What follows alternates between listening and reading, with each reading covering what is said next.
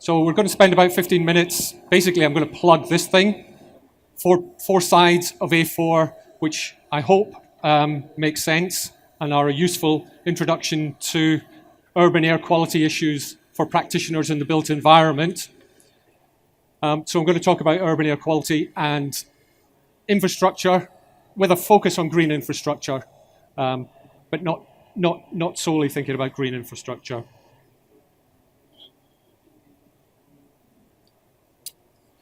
So just to get the headlines out of the way first, if you want a headline value for what the issue is about urban air quality, the number to keep in your head is 50,000 deaths brought forward per year in the UK. Okay, we all have to die, but we all die of something, and the epidemiologists say that about 50,000 deaths in the UK per year are attributable, are being brought forward by air pollution. So I'm going to try and convince you that as part of the whole urban infrastructure, the whole urban canopy, if you like, green infrastructure influences pollution. And it does that not just through absorption of pollution. We often think about pollution being soaked up from the air. That's important, but very often what's as important or even much more important is dispersion into the background air.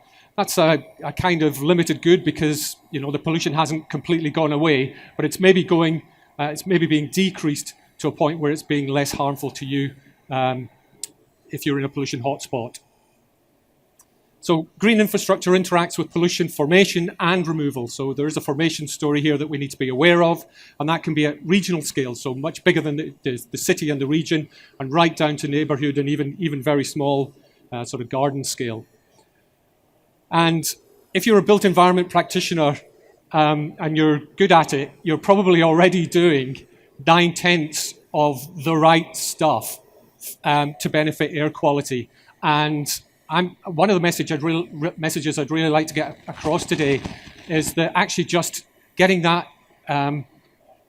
urban form right is going to be what makes the big difference in urban air quality. Not using green infrastructure as some kind of a sticking plaster over an urban design that isn't quite right. Okay, so again, just a little bit of context. Every day, depending on your appetite, a bit over a kilogram of food taken in, a couple of kilograms of water, and something like 11 kilograms of air. So if that air is of dubious quality, then of course there's a lot of potential for harm. And according to the World Health Organization, poor air quality, so air pollution, predominantly in cities, is the biggest environmental risk to health. So it's a bigger cause of deaths brought forward than contaminated water or contaminated land. And globally, the estimate is that 3 million deaths per year are brought forward. So we've got well over 9/10 of the global population living in a city that does not comply with WHO air quality guidelines, so urban residents. And air pollution, I think one of the lessons that I've had over my professional career is that air pollution problems that you might have thought in the 80s and 90s were going away are been stubbornly hard to get rid of, and now they've come right back up the political agenda. So here's our 50,000 deaths brought forward per year in the UK measure, and most of that is attributed to cardiovascular and respiratory health problems. There are other places where pollution can have either a direct impact or an indirect impact through the way that your body responds to pollution. And some of these are better known than others. There's some really interesting and novel work coming out around the brain that I think we need to pay attention to in the years to come.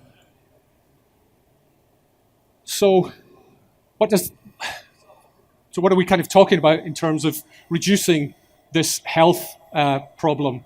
So reducing the PM 2.5, this is another of these medical statistics, this time from the Committee on the Medical Effects of Air Pollution in 2010.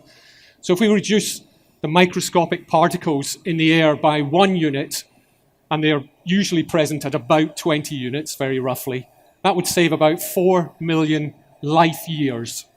4 million life years for those born in 2008. So if that's a better way for you to think about things rather than deaths brought forward, there's another way of looking at the statistics. It's an equivalent statistic. What kind of pollutants are we talking about? We're talking about microscopic particulate matter, often called PM.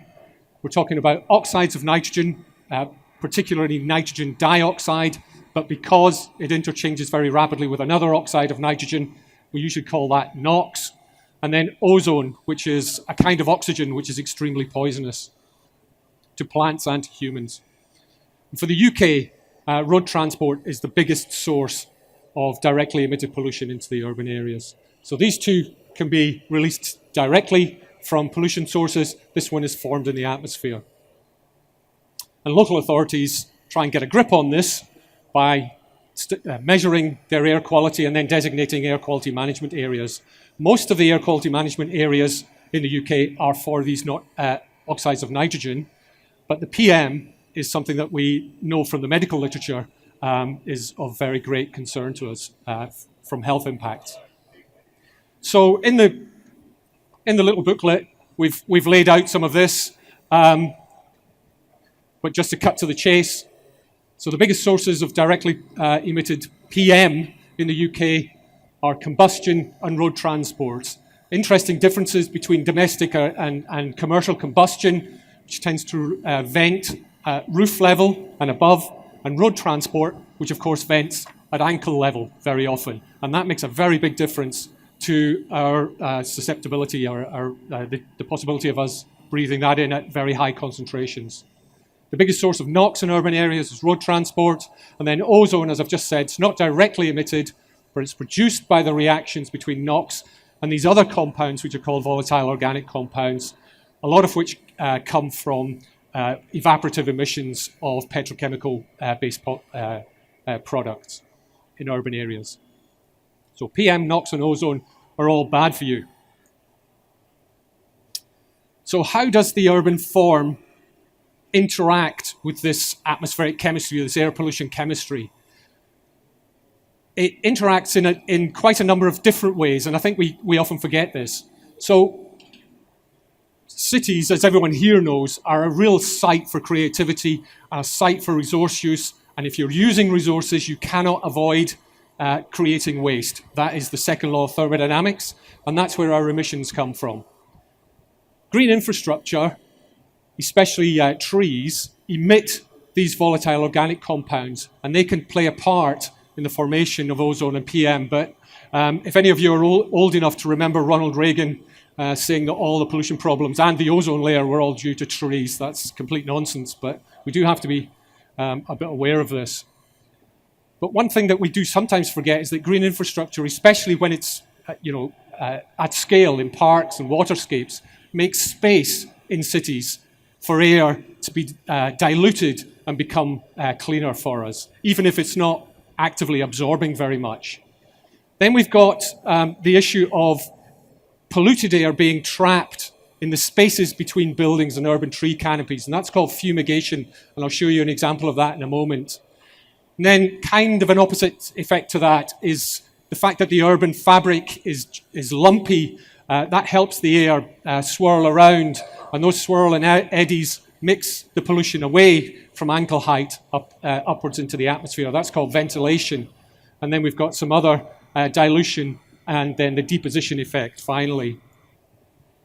And here now just some examples which are in the First Steps handbook. So dense tree canopies are a very important piece of the green infrastructure, but we need to care about where they are relative to the source of pollution. So if the source of pollution is away from the dense tree canopy and underneath the trees is where we are, then we can say, even if we can't calculate particularly precisely what the difference in pollution level is between up here and down here, we know that the air down here is going to be somewhat cleaner.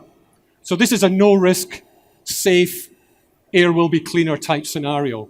Whereas if you put the pollution and the people underneath a dense tree canopy, then we've got a very complicated calculation in our hands, which some very good computational fluid dynamics practitioners can get at and can give you some answers to this, but it's very context specific, and that means you've got to spend money finding out the answer to every individual context. There are other rules of thumb that we can bring into play here now. So again, coming back to this idea that large areas of green infrastructure just tend to have cleaner air because they're just allowing the pollution to disperse into an area that isn't full of pollution sources. And then combining parklands, buildings, trees, gardens, creating this very rough, interesting, jagged urban surface creates lots of eddies and swirls in the lower part of the urban atmosphere, and that's good for moving pollution away from the hotspots. So we haven't got rid of it altogether. It'd be better if we didn't produce it in the first place, but at least we're getting rid of it up into the atmosphere. Whereas if you have a very samey urban landscape, then you can be at risk of having these pools of higher pollution, these pollution hotspots in these little canyon areas. There is another kind of GI for which there is quite good experimental evidence and computer modeling evidence. That is if you put a dense barrier. It doesn't actually have to be green infrastructure. It could just be a wall. But if you make it green, then there's a better chance of it absorbing some of the pollution as well as deflecting it. So what this cartoon shows is that if you make the path from the source to the receptor, the people that are breathing the air, longer, even by a small amount, you can reduce the concentration that they're taking in, because that first few meters from the source, there's a big dilution. We try and get all this into some kind of usable form in this First Steps brochure. There are very few here that I just brought through, but TDAG stand have lots and lots, so please come and get one over there. So good urban design can mitigate air pollution, and poor design decisions can make it worse. I would advocate that we consider air quality at all stages of the urban design process and development process and hang on to that decision making. Don't let it drift away as all the other parts of value engineering come into play. Really try and hold on to the air quality aspects. And think of air pollution in terms of these three words: the source of the pollution, and that's where the built environment practitioners can actually have the biggest influence right at the beginning of the story, doing what you do well. Pathway from source to receptor, and then the receptors, us. So trying to get as long a pathway from the source to receptor doesn't get rid of the pollution, but at least it helps a little bit. And that's just what that says in the leaflet. I just want to make one point, which I'm asked quite often, and that is why we always end up going back to computational fluid dynamics or some other kind of computational model to do these assessments. Why can't we just make the measurements? It turns out that the measurements are a little bit complicated to do, and it's because the flow is complicated even around something like this individual tree. And what I would just caution you to be aware of are measurements in the upwind of a tree or a bush, measurements downwind of the tree and a bush, and the difference between those being somehow related to the absorption of pollution at a large scale.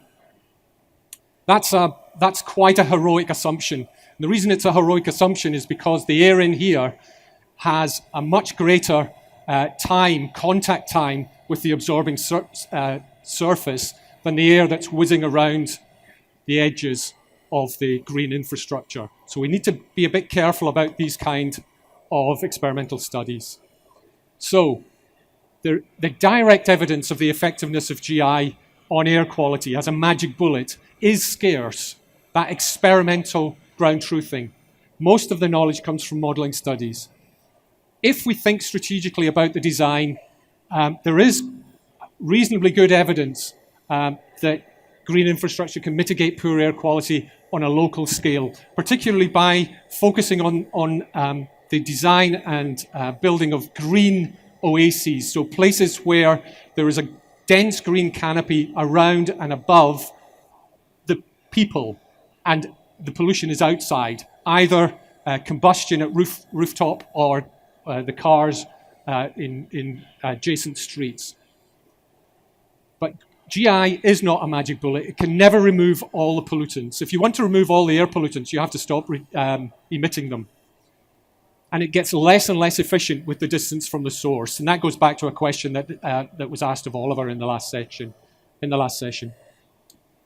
In some circumstances, green infrastructure can exacerbate poor air quality.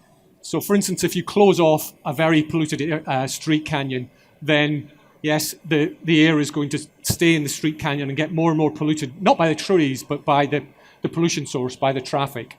However, as I was just saying before this session started, if you're planting street trees as whips now, then don't forget that diesel has had its day, and gasoline too, pretty much. So by the time those whips are any kind of size, and especially by the time they're putting a lid on a street canyon, there will not be internal combustion in our streets. And I think we can be fairly sure of that because of the really good evidence about health effects that we now have. And we shouldn't forget that green infrastructure produces these volatile organic compounds that form ozone. But if you are worried that you have to worry about that, you only need to worry about it if you are planting or thinking about millions of trees, a really big scale planting. And with that, thank you. Contact us through there. Thanks very much.